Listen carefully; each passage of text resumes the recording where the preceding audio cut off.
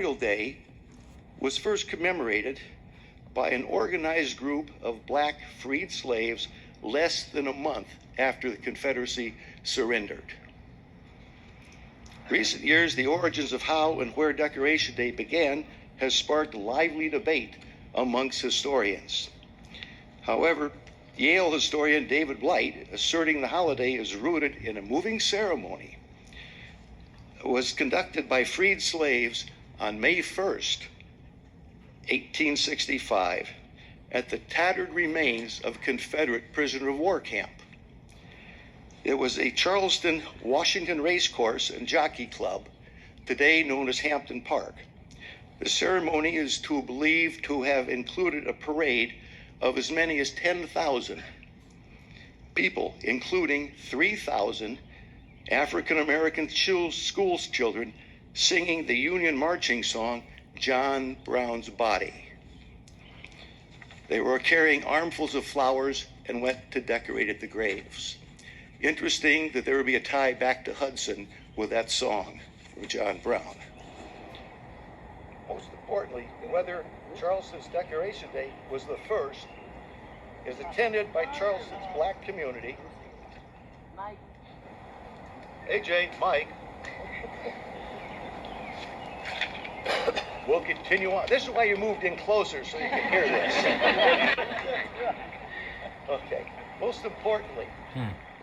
Okay, so you can see this was Lieutenant Colonel Bernard Kemter. Now, he was giving a speech Memorial Day ceremony at Ohio Cemetery. Now, you can see halfway through his speech when he was talking about how African Americans in that particular time, especially in the Civil War from 1861 to 1865, contribute to a lot of the independence of the United States of America, and actually the start of Memorial Day. And I actually take Memorial Day to heart now, especially me having the perception I'm in the United States Air Force and everything, and then serving this country and reading a lot about history, and just not only just black people, white people as well. They just lay their lives down for this country, and going against, defending this country and the United States Constitution, which is the foundation of all of our rights, right?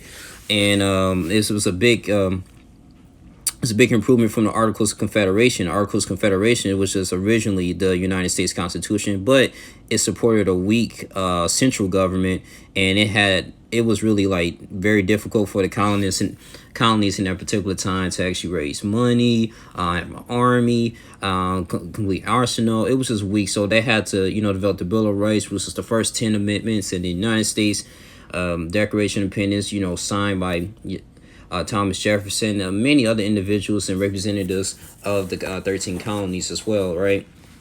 And that was a letter to King George III, so we can recognize our independence from Great Britain, and that's when started the Revolutionary War.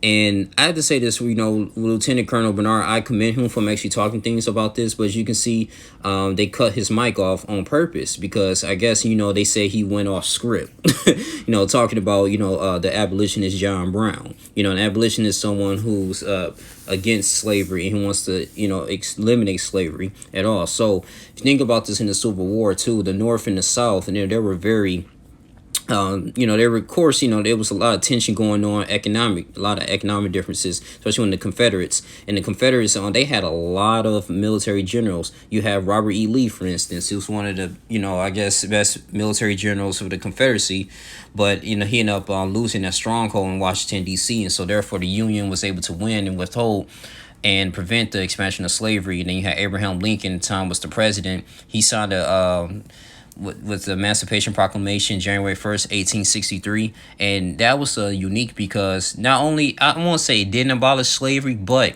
it did eliminate slavery, prevented the expansion of slavery, right, from the Confederate states that didn't rebel, okay? And after that, with the 15th, I'm going to say the 13th Amendment, that officially was in writing that abolished slavery. But in 1863, the Emancipation Proclamation, it allowed African Americans and, slaves to fight for the Union, and to fight for their freedom. And Frederick Douglass had to advocate for that. He was like, listen, instead of just having just a fight about just prevention of slavery. That's just have for freedom, man. For these African Americans, have them, be able to fight and defend themselves. Then maybe we can start winning. And Ulysses S. Grant, one of the best journals there for us. So I mean, this is really a big foundation in our history, and I'm actually commending him from talking about this. But I was kind of disappointed in how the ceremony they end up saying like, oh no, like they just cut his mic off. I mean, come on now, and but he kept his cool and he kept it going. But this is the truth, man. I mean, no matter what color you are, if you speaking the truth about this country, anything, man, they'll try to cut you off, man, in the most slightest way, and like you're the problem, and so that kind of discouraged people, right? So they get with the program. Kemter said he initially thought it was a glitch, but later learned the organizers did it intentionally because he refused to modify his speech. According to organizers, Kemter's discussion of Black history was not relevant to our program for today. The vet says he's disappointed they chose to censor him, and the Ohio American Legion has his back.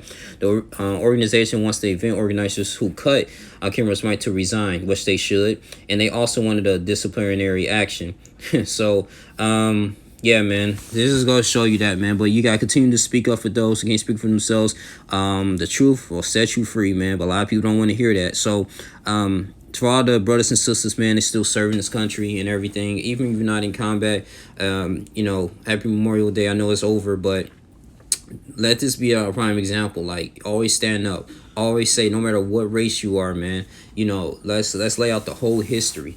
But at the same time, they will try to do anything they can in this world to silence you. But you got to stay strong. So, commend Lieutenant Colonel for doing this, though. But that's all I really have to say, man. Really not surprised.